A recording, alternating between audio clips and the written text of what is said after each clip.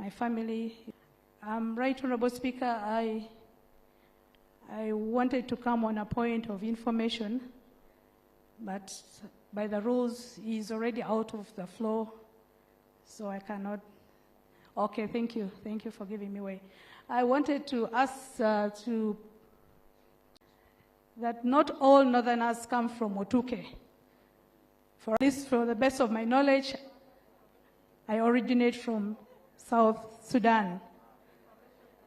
Thank you.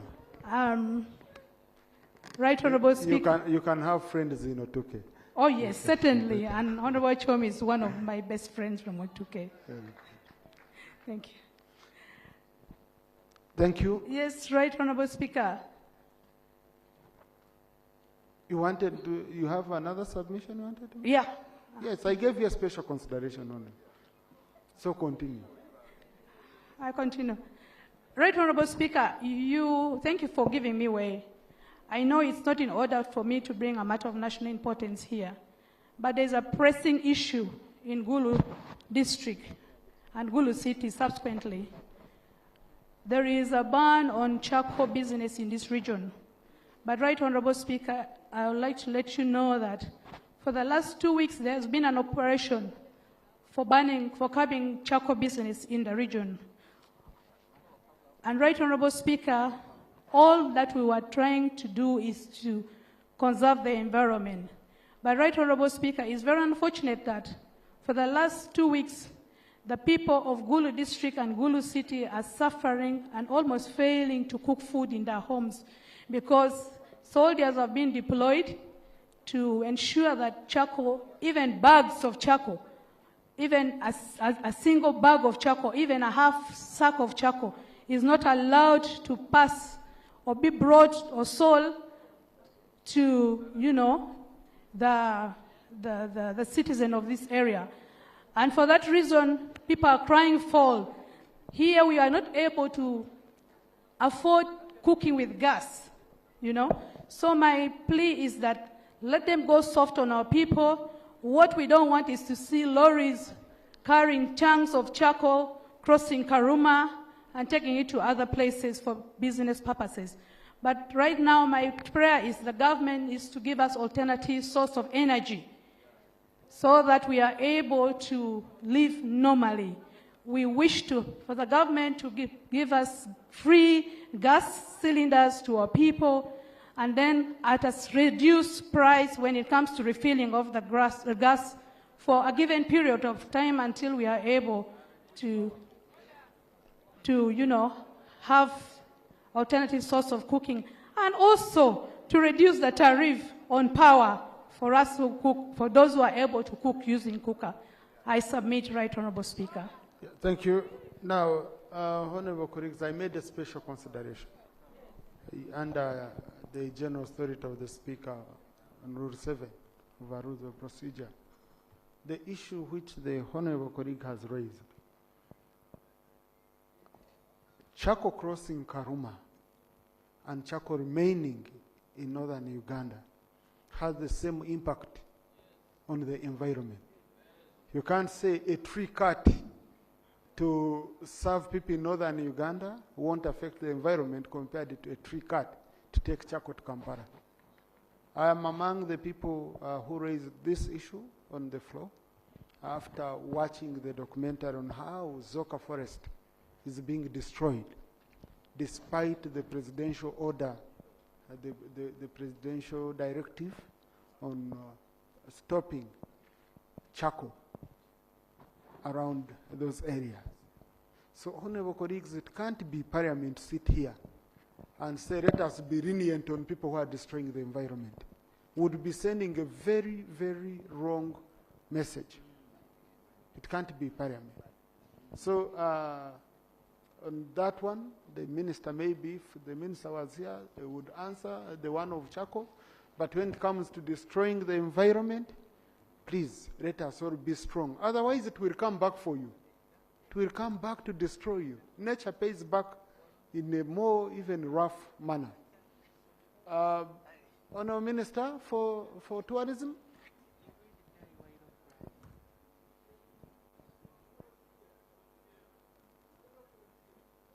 A small correction on record. Yes, Honorable Rusakero, if it's a correction that is on record.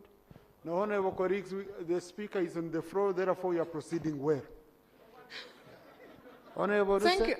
Thank you, Right Honorable Speaker. I just want to make a small correction which is in the report, page 32, on point 6.6, talking about the Amuru Hot Spring, and it talks of Paga Parish as such. It is Pagak Parish in Amuru sub-county. I thought this is a very critical point and a very critical correction. If not corrected, it will affect the whole report. Thank you so much. The Hansard has captured it.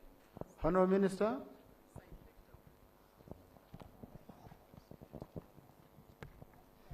Thank you so much, Right Honorable Speaker. And I want to thank the Vice Chairperson, Honorable Court, and the committee members for a very good report. And he raised most of the issues that we would have raised as a ministry. Right Honorable Speaker, of the 19 sites in the northern region, we are only in charge of 9. And the reason is mainly the resources, really. So our request still goes out there that some more investment is put into tourism, just like the other members were requesting, because tourism indeed brings in a lot of revenues if the investment is done. And the Honorable Chairperson quoted figures of 2022 on the performance of the sector when he said that our numbers of visitors that we received around the sites was around 67,000. But, Right Honorable Speaker, for the last 3 years, the Museums and Monuments Department has been receiving around 2 billion as recurrent budget and 2 billion for development for the last 3 years. But you can see that even with that little money, once we invest in promotion, we get the results share. Because in 2023, our figures improved from 67,000 to 131,000, twice the number in just 1 year. So if we invest in this sector, definitely we'll have the results. And for the members that have raised the number of sites that have not been captured, I want to assure you that under the Museums and Monuments Act, the Minister has powers to gazette any other sites that you feel would form part of the Museums Department. So please write to us and we'll make this consideration. And Right Honorable Speaker, the statutory instrument was signed. It should be making its way to Parliament anytime soon. So I want to agree with the committee that we've identified so many sites, around 614. Our issue is the resources to have presence in each of the sites, to develop them and to promote these sites. Right Honorable Speaker, there has been an issue of human-wildlife relations. I don't want to call it conflict, because we are going to stay with these animals. I think we've stayed with them since creation and will continue staying with them. Right Honorable Speaker, just for northern Uganda, and I want to speak to Karamoja and the Makshon Falls National Park. Right Honorable Speaker, last week, I think in Parliament, from the directive of His Excellency, the President, we did an assessment for what we need to do to resolve the issues of human-wildlife conflict around the Kidepo Community Wildlife Management Area, which is Kidepo and Karenga, which is around 317 kilometers. We just need 20 billion to have that area fenced, and we have the issue of elephants getting out and destroying crops resolved once and for all. And the most interesting bit, or the difficult bit, even when we deploy more rangers and with the UPDF, these elephants are very intelligent animals, because they know when they come out during the day, you'll easily intercept them. So they choose to come out in the night.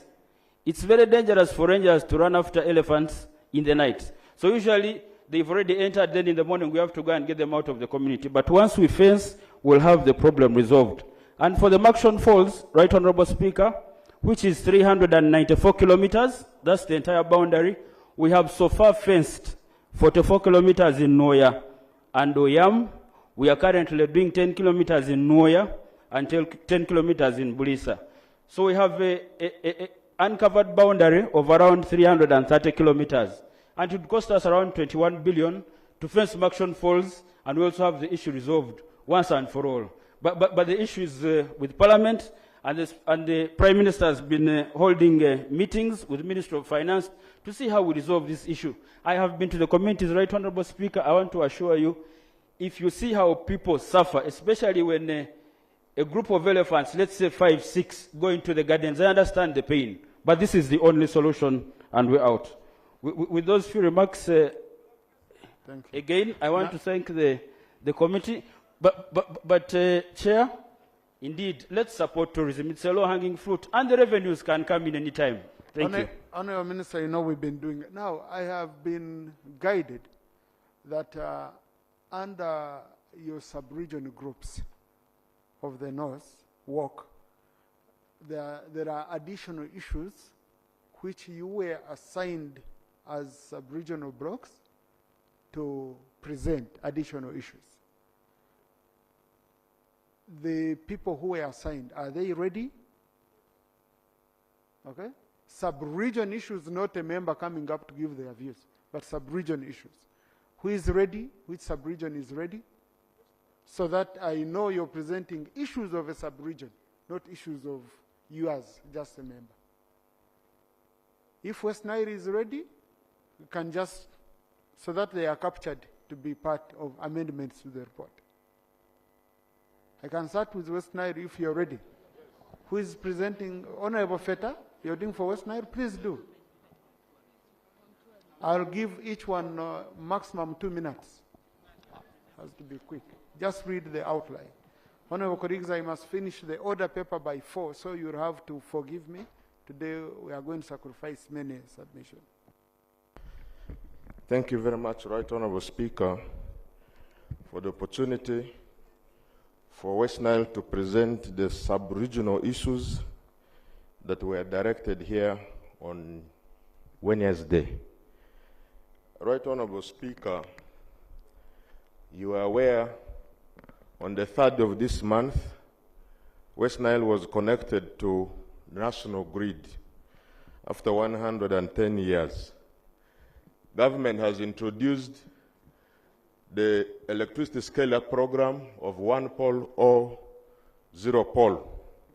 However, this project is coming when the region does not have connectivity. The region does not have last mile connection. So the uptake of this project will be difficult, and therefore the regional position is that government should consider West Nile for affirmative action so that electricity scale-up can be enhanced through rural electrification.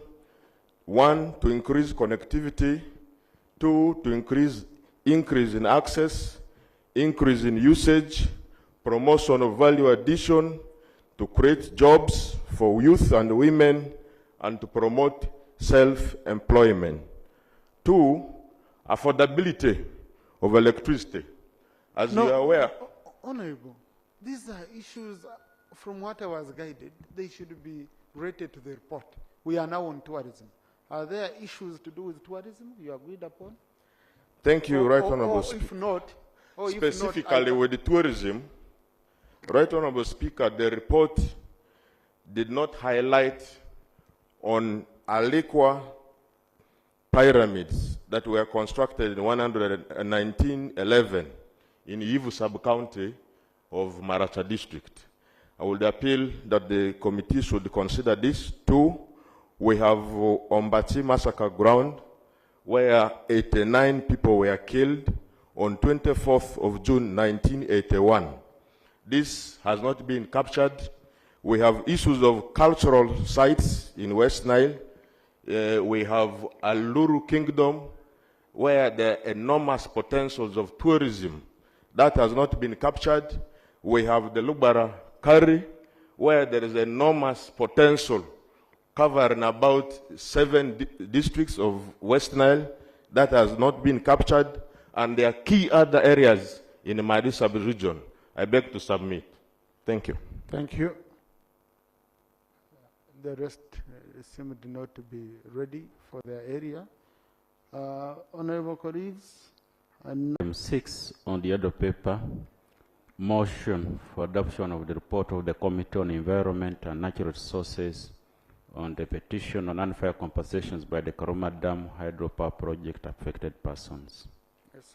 Honorable Chair, Committee on Natural Resources, and as the Chair comes in the public gallery this afternoon, honorable colleagues, we have pupils and teachers of Credo Nursery and Primary Schools, Gulu, and Omoro branches, represented by Honorable Nen Charles, Honorable Aworu Betty Ochan, Honorable Court Peter, and Honorable Lamwaka Catherine, respectively. They've come to observe proceedings of this House.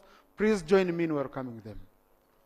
They are in that corner, looking very smart. Thank you. You can take your seats. Our committee, minutes of our findings,